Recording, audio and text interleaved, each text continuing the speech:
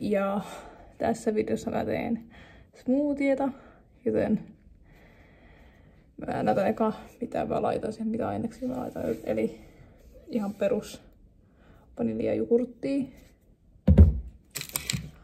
banaanin ja mansikoita ja sitten jonkun lorauksen maitoa.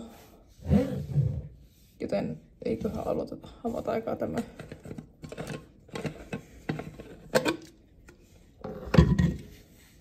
Sitten vaan kaikki vaan purkkiin ja sit sekoittamaan. Nyt ne kaikki aineet on täällä kipossa tai mikä nyt onkaan, joten sit suljetaan korkki tai mikä kansi, mikä tää nyt onkaan. Ja oh my god. Mitäkään tästä tulee, kun täällä on ihan jäiset nämä mansikat, joten toivottavasti tulee jotain. Please, pitää sormia ristissä ainakin, että jotain, että saisi vähän mussattua ja näin. Tai että ne mansikat menis mussaksi ja näin. Todella hetken, että onko kaikki nyt mussantunut. Oh my god, katsotaan.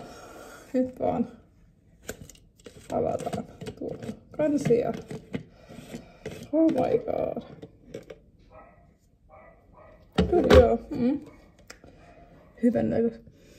Tuoksuu ihan sika hyvälle. Nam. Tuota olisi niinku liilaa. Niin joo.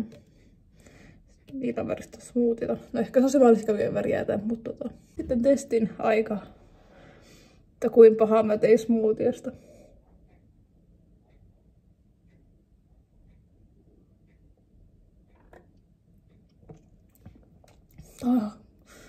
Nyt on kylmää, mutta hyvää on. Nam.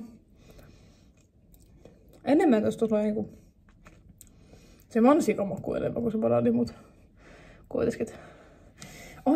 Sitten oli jääkylmää olisi toi smoothie, mutta ehkä sen takia kun ne pakkasessa tuli ne mansikat. Tai siis mansikat oli pakkasessa, niin ehkä sen takia, mutta tää on hyvää.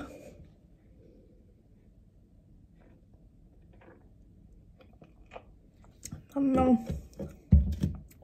Ihana se kun naamulta smoothieta juuri, mutta kuitenkin nama.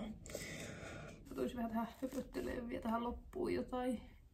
Se smoothie onnistui ja sitten tuli ihan saatana hyvää ainakin mun mielestä. Ja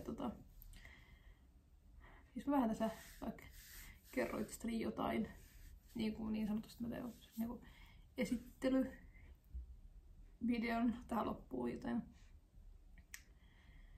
mä oon 20, nimeä mä en paljasta ja kesällä 21 ja oon suunnilleen 2 vuotta asunut omillani ja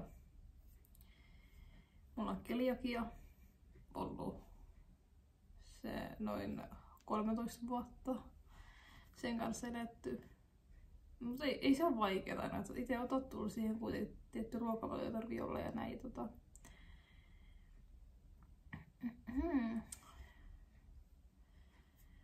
Mitäs muuta mä kertoisin tästä? Niin mä käyn koulussa ja sit siinä samalla käyn töissäkin. Tää on niin vaikea kertoa, että sen yhtään mitään. Mä jännittää jotenkin se, että jotenkin. Ja mä rakastan kaulakoruja varsinkin. Mulla on tämmönen lukko ja siis siinä on avainkin. Ja sit mulla on nilkassakin nilkkakoru. Mä oon tämmönen, että pakko laittaa koruja kuitenkin. Et en mä voi ilman koruja olla tässä elämässä. Tai siis niin kuin silleen, että mä tiedän. Ja siis mä tykkään kuunnella musaa, että jotenkin se on osa mun elämää. Siis ilman musiikkia ihan mä en eläisi tai olisi täällä ollenkaan. Ja. Mä oon nyt sometauolla, koska oma jaksaminen ja muutenkin mä tuun hulluksi, jos mä puhun ja somessa ja pää jotenkin hajoaa ja näin, niin mutta mä yritän kuitenkin jotain kuvailla ja vaikka mä on aika huono kaikissa tämmöisissä jutuissa, niin mä yritän aina parhaani. Joo.